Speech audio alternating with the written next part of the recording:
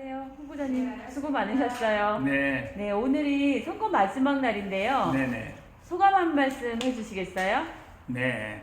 4월 2일부터 시작된 선거가 드디어 오늘 끝이 납니다.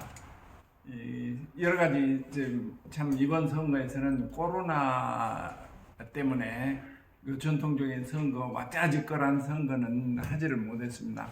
그럼에도 불구하고 저는 선거에 임하면서 아주 그 적은 인원으로 자동차 없이 최선을 다해서 노력했습니다. 그런데 오늘 마지막 날 유권자들에게 꼭 한 말씀 부탁드리고 싶습니다. 제가 그 선거 기간 동안 여러 번 말씀을 드렸는데요. 독일의 법학자 루돌프 폰 에링 씨는 이런 이야기를 했습니다. 권리에 잠자는 자는 보호받지 못한다. 우리가 지금 세상 살아가면서 아니면 그 전 국민이 또는 특별히 우리 김포 시민께서 여러 가지 그 사회를 개선하고 국가를 발전시키고 개인의 생활을 더 윤택하고자 하는 목적이 있을 겁니다. 우리 국민은 민주주의 국가에서 우리 국민은 주인인데 그 주인이 결정을 해야 됩니다. 그래서 말씀드린 바와 같이 권리에 잠자는 자는 보호를 받을 수 없습니다. 권리가 우리에게 주어진 이 권리를 반드시 실행해서 여러분이 원하는 국가를 만들고 여러분이 원하는 사회를 만들고 여러분 개인의 생활을 증진시키기를 기원합니다. 이런 말이 있죠. 프랑스의 어린이용 그 동화책을 지은 분이 있는데 그분의 그 생지 마을에 고양이 국회 뭐 이런 게 있을 겁니다. 프랑스 알리스 메리꾸르라는 그 작가가 지은 건데 캐나다의 어느 정치인의 연설에서 나왔다고 그러네요.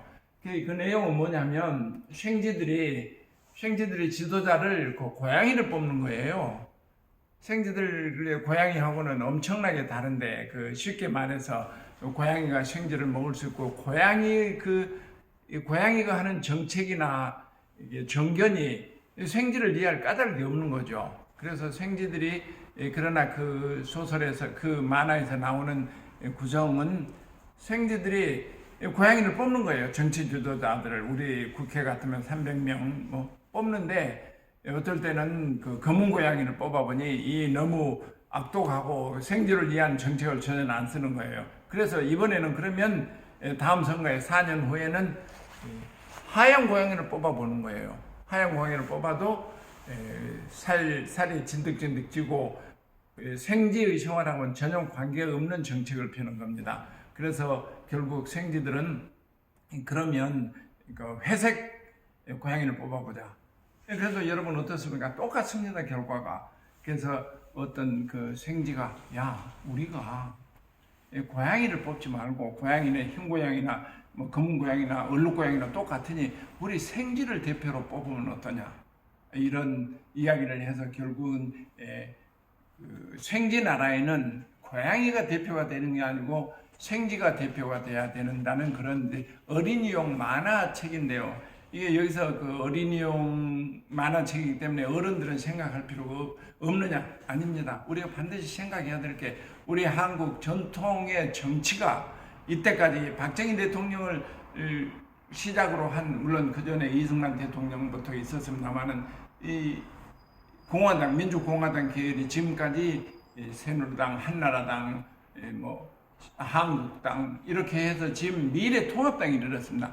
그 뿌리가 그렇습니다. 주로 영남에 위치한 보수주의 이런 그 기업 친화적인 이런 그 보수주의 계열이 한국의 한 축을 이뤘고 그 다음에는 이제 민주당 계열이 있는데 민주당 계열은 김대중 대통령이나 그 노무현 대통령처럼 괜찮은 지도자가 개혁적인 지도자가 있었습니다. 사실은 남북 간의 평화 통일을 교류 협력을 유지하고 그런데 최근에 와서 우리 문재인 대통령도 그 뿌리는 민주당 개통이지만은 요즘 국민이 느끼는 그 대통령의 그 민주당의 그 정치인들은 생각이 다릅니다. 아직까지 그 생각이 다르다고 느껴보지 못하신 분들도 있습니다.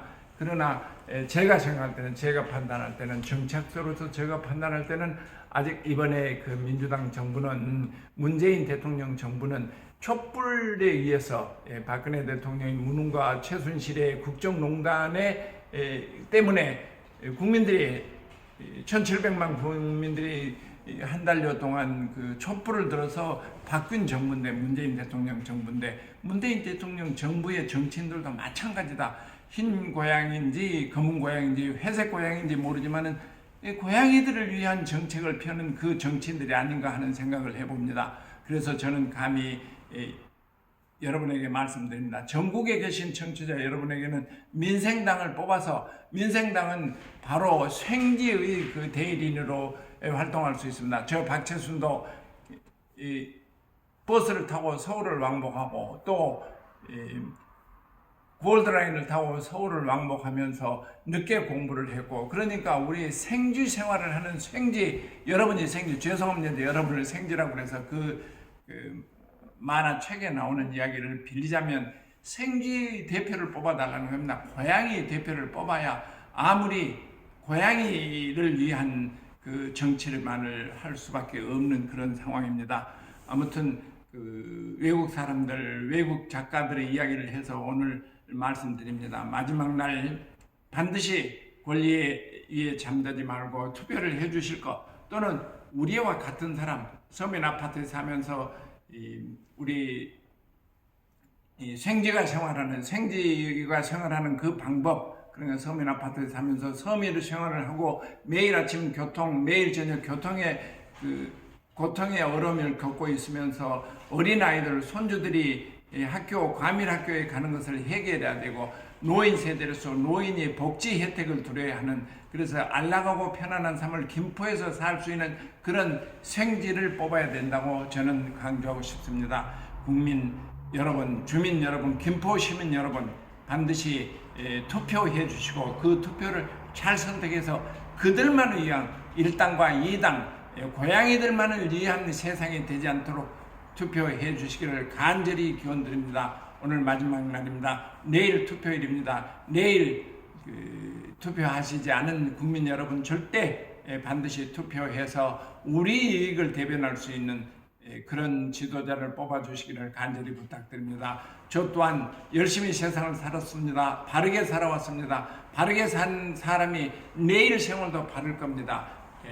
반드시 1당, 2당을 제외한 우리 민생당 제3당의 생쥐 같은 동료의 생쥐 같은 사람을 뽑아주셔서 우리나라의 정치 발전을 이루고, 김포 시민의 생활 안정을 이루고, 국민의 건전한 행복한 삶을 유지할 수 있도록 협조해 주기 부탁합니다. 감사합니다. 대단히 감사합니다.